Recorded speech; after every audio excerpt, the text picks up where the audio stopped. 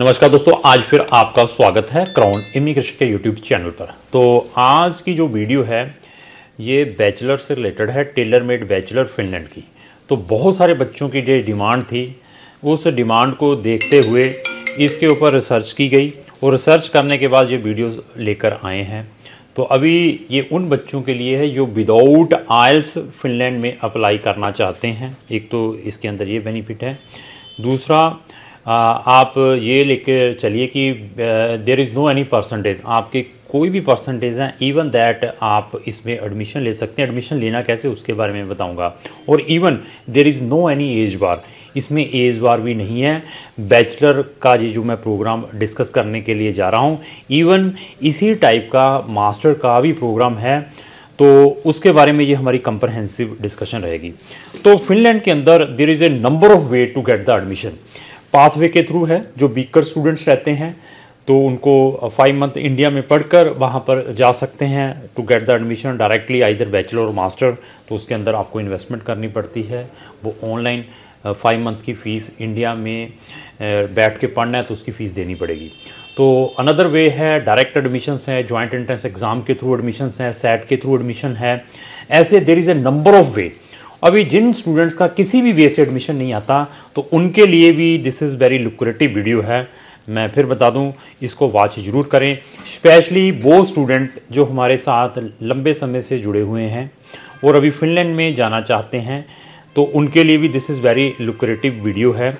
जिनका एडमिशन अभी तक नहीं आ पा रहा है और वो चाहते हैं कि हमारा भी किसी हुक एंड क्रुक से एडमिशन आ जाए, लेकिन इसका एग्ज़ाम ज़रूर देना पड़ेगा। अभी एग्ज़ाम है और आपकी इंटरव्यू है, दो चीज़ों के ऊपर बेस्ड है। लेकिन ये जो एग्ज़ाम है वो यूनिवर्सिटी बेस्ड एग्ज़ाम है, not a joint entrance exam जो ट्वाइस इन ए ईयर होता है।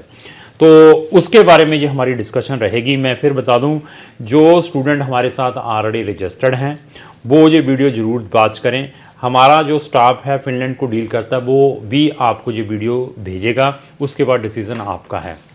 तो सबसे पहले ये जो यूनिवर्सिटी है वो हेलसिंकी के साथ ही लोकेटेड है। जैसे मैं चंडीगढ़ की बात करूं, खरड़ साथ में लगा हुआ, मोहाली साथ में लगा हुआ, तो इसी तरीके से हेलसिंकी से 20 किलोमीटर की दूरी पर हैं।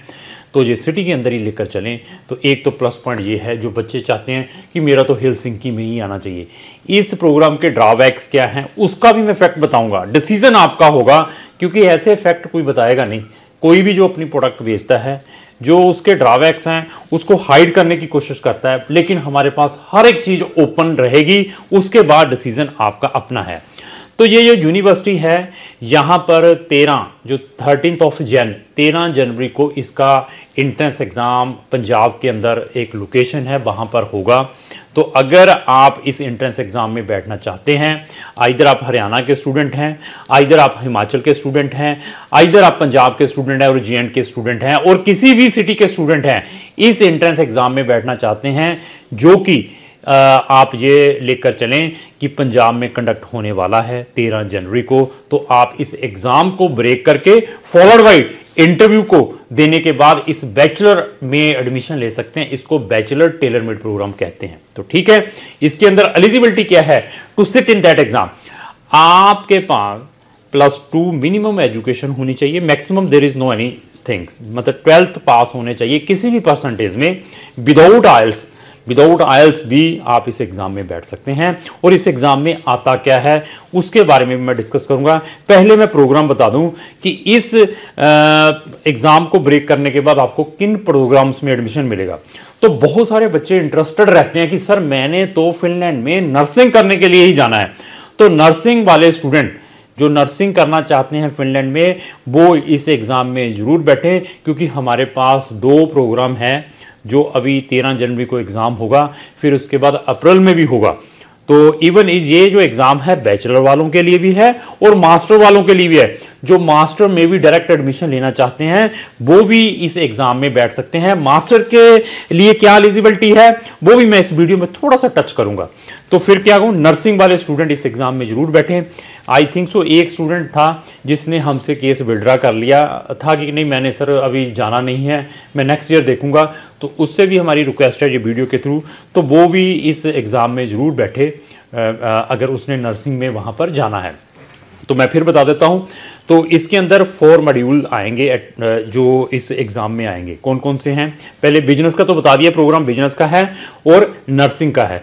तो इनमें कोई लिमिटेशंस नहीं है सीट्स की, क्योंकि बैचलर के और मास्टर की सीट्स की लिमिटेशन रहती है कुछ यूनिवर्सिटीज़ के अंदर, किसी में 30 है, किसी में 25 है। तो यहाँ पर लिमिटेशन नहीं है, बट आपको एग्ज़ाम ब्रेक करना पड़ेगा। उस एग्ज़ाम का हम मटेरियल भी आपको प्रोवाइड करेंगे, और उस मटेरियल को अगर आप प्रॉपरली गॉन थ्रू होते हैं तो मेरे एक्सपीरियंस के अकॉर्डिंग आप इस एग्ज़ाम को ब्रेक कर सकते हैं। लेकिन वही स्टूडेंट इसमें बैठने की कोशिश करें जो कॉम्पिटेंट इन इंग्लिश हैं, जिनकी इंग्लिश प्रोफिशिएंसी है, जो इंग्लिश समझते हैं। ये नहीं है कि आपको कुछ आता ही नहीं है, उसकी जजमेंट हम खुद कर लेते हैं। जब आप हमारे पास आएंगे, आई विल चेक कि मैं आपका चेक कर लूँगा कि कितना IQ है। देयर आफ्टर मैं आपको सजेस्ट करूँगा कि इस एग्ज़ाम में बैठना फ़ायदेमंद है या नहीं है।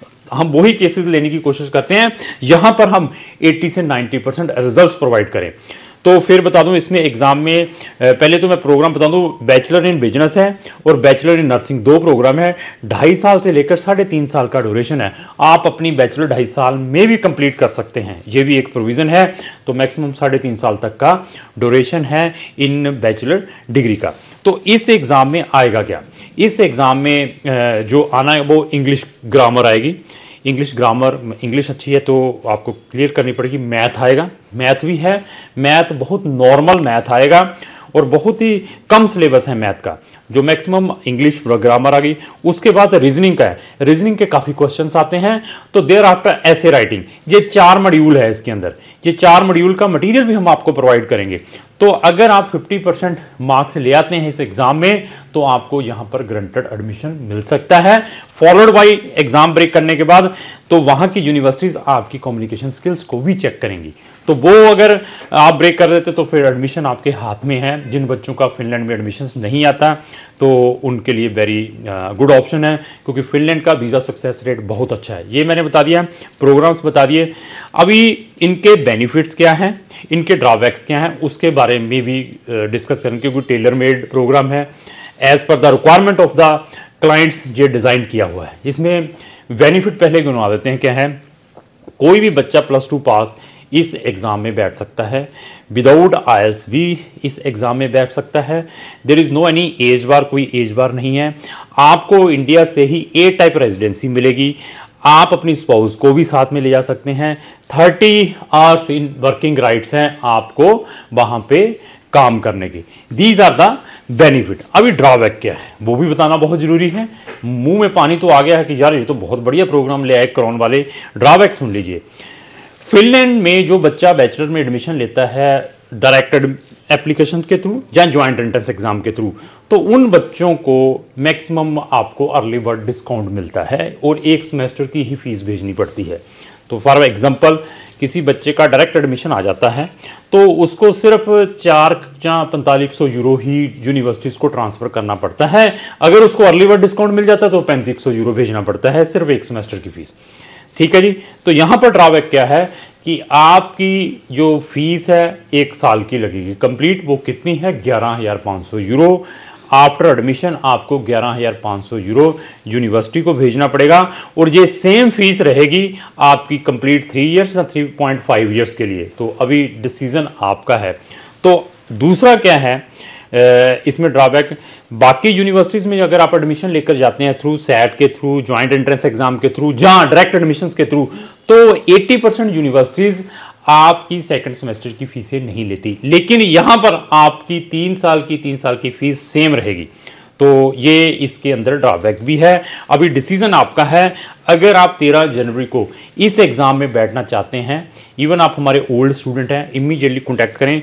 वो बच्चे इसमें ज़रूर अपेयर हों जिनके 5.5 बैंड है, 5 बैंड हैं, उनका एडमिशन ही नहीं आ रहा, तो उनके लिए this is very very lucrative. मैं आपकी प्रोफाइल चेक कर लूँगा, उसके बाद आपको मैं सजेस्ट करूँगा कि आपको डायरेक्ट में जाना चाहिए, जहाँ आपको इस एप्लीकेशन के थ्रू जाना चाहिए। जहां पर हो पाएगा हम आपकी मैक्सिमम सेविंग्स करवाने की कोशिश करेंगे। अभी आपकी एलिजिबिलिटी नहीं बन पा रही तो आप ना तो डायरेक्ट में आ पा रहे हैं, ना आप ज्वाइंट के थ्रू आ पा रहे हैं, ना आप सेट के थ्रू आ पा रहे हैं, तो उनके लिए दिस इज वेरी लुक्रेटिव। मैं फिर बता दूं, फाइनेंशियल थिंग सेकेंडरी है हमारे लिए। फिर बता दूं, फाइनेंशियल थिंग सेकेंडरी है हमारे लिए। फर्स्टली, मैं बच्चे की कहां पर मैक्सिमम से मैक्सिमम सेविंग्स करवा पाऊंगा, तो फिर मैंने बता दिया हमारे पास फिनलैंड से रिलेटेड नंबर ऑफ ऑप्शंस हैं। तो इसी तरीके से वहां पर एमबीए का प्रोग्राम भी है, जो बच्चे मास्टर में डायरेक्ट एडमिशंस लेना चाहते हैं तो उसकी eligibility bachelor in any stream with 2 years experience, तो वो भी बच्चे ज्वाइंट एंट्रेंस एग्जाम में बैठ सकते हैं। तो for getting admission in MBA, तो उसकी जो फीस आएगी 13,500 यूरो पर ईयर की, और 1.5 साल की एमबीए मिलेगी। तो अगर आप एमबीए में भी लेना चाहते हैं या बैचलर में एडमिशन लेना चाहते हैं तो उनको मैं मोस्ट वेलकम करूंगा। और इवन इस एग्जाम में बैठने के लिए आपसे बहुत सारे कंसल्टेंट फीस लेंगे। फीस किसकी है कि सर इसकी एप्लीकेशन फीस है। बहुत सारे कंसल्टेंट 100 यूरो 150 यूरो और अपनी फीस अलग ले रहे हैं इस एग्जाम में बैठने के लिए। हमारे पास क्या स्पेशलाइजेशन है, मैं सुन लीजिए। सीरियस स्टूडेंट हैं, फिर बता दूं, रिपीट वर्ड, सीरियस स्टूडेंट है तब हमें कॉन्टैक्ट करें। अगर हमारे थ्रू इस एग्जाम में बैठना चाहते हैं तो आपकी कोई भी एग्जाम में बैठने की फीस नहीं रहेगी। तो अभी आपके ऊपर डिसीजन है कि आपने अपने वो 100 यूरो भी कैसे सेव करवाने हैं, क्योंकि क्राउन इमिग्रेशन आपको इस एग्जाम में फ्री ऑफ कॉस्ट अपेयर करवाएगा और उसका मटेरियल भी प्रोवाइड करेगा। लेकिन मैं उन स्टूडेंट्स को ही रिकमेंड करूंगा जिनकी वीक प्रोफाइल है, एडमिशंस नहीं आ पा रहा वहां पे, मैं वो चेक कर सकता हूं, बता सकता हूं प्रोफाइल देखने के बाद। जिन बच्चों का डायरेक्ट एडमिशन आने के चांसेस है, मैं आपको स्ट्रेट फॉरवर्ड बता दूंगा कि ये प्रोग्राम आपके लिए बेनिफिशियल नहीं है। You will go for direct admission in bachelor degree, तो आपको बहुत सारे बेनिफिट्स मिल सकते हैं। मैंने फिर बता दूं, फिनलैंड से रिलेटेड हमारे पास बहुत सारे ऑप्शंस हैं। जैसे मैंने फिनलैंड के बारे में एक्सप्लेन किया है, इसी तरीके से आप मुझे जर्मनी के बारे में पूछो, स्वीडन के बारे में, नॉर्वे, स्पेन, व्हाट्सएवर कंट्री के बारे में पूछो, ऐसे ही हमारे पास उन कंट्रीज का भी नॉलेज है। और अगर आपने फिनलैंड में पढ़ने के लिए जाना है तो हमारी एक डेडिकेटेड प्लेलिस्ट है जिसके अंदर नंबर ऑफ सक्सेस स्टोरीज हैं related to Finland, number of options हैं फिनलैंड में कैसे जा सकते हैं, उसका लिंक भी डिस्क्रिप्शन बॉक्स में लगा दिया है। उसको जरूर वॉच करें before giving your case to any consultant. और हमारे पास प्लस पॉइंट क्या है, नॉट इन फिनलैंड, जो लोग फिनलैंड को प्रमोट करते हैं उनके पास सिर्फ फिनलैंड ही कंट्री है, हमारे पास 100 कंट्रीज के ऑप्शंस हैं। हम ऑलवेज स्टूडेंट्स को अनदर कंट्रीज के ऑप्शंस भी प्रोवाइड करते हैं। सिर्फ हमारी जो एडवांस फीस है 15,000 है, 15,000 इन एडवांस में लेते हैं, और एडमिशंस के बाद भी फिनलैंड में 15,000 है। बाकी फीस हमारी सारी वीजा ग्रांट होने के बाद है। फिनलैंड का एडमिशन आपका अपने लेवल पर आ चुका है। क्राउन इमिग्रेशन आपको रेजिडेंसी परमिट में भी हेल्प कर सकती है। और हमारे पास प्लस पॉइंट क्या है, आपको फिनलैंड में फंड्स में प्रॉब्लम आ रही है while you are putting your application for residency permit, उसमें वी आर मोर टेक्निकल। आपको फंड्स किस वे से हम असिस्ट कर सकते हैं, कैसे दिखाने हैं, क्योंकि 60-70% स्टूडेंट्स के पास फंड्स नहीं होते हैं। और इवन आप ऑलरेडी फिनलैंड में पहुंच चुके हैं, अपनी स्पाउस का अप्लाई करवाना चाहते हैं, उसमें भी we can give you the assistance. आप ऑनलाइन सर्विस, किसी भी कंट्री के नेशन हैं, किसी भी स्टेट के रहने वाले हैं, ऑनलाइन फिनलैंड से रिलेटेड हमारी सर्विसेज चाहते हैं, क्राउन इमिग्रेशन उसमें भी आपकी हेल्प कर सकती है। हम कोई भी ओरिजिनल डॉक्यूमेंट बच्चे का नहीं लेते और आपका रेजिडेंसी परमिट भी अप्रूव्ड होकर आपके घर के एड्रेस पे आएगा। अभी डिसीजन इज योर। अगर हमारी जैसी नॉलेज और हमारे जैसी सर्विसेज कोई कंसल्टेंट आपको प्रोवाइड करता है तो देन विदाउट सोचे समझे उसकी सर्विस लेने की कोशिश करें, instead of wasting the time to another consultant. तो लास्ट में मेरी यही रिक्वेस्ट है, अगर आपको जो मेरी वीडियो चलेगी इसको लाइक एंड शेयर करना ना भूलें। Thank you.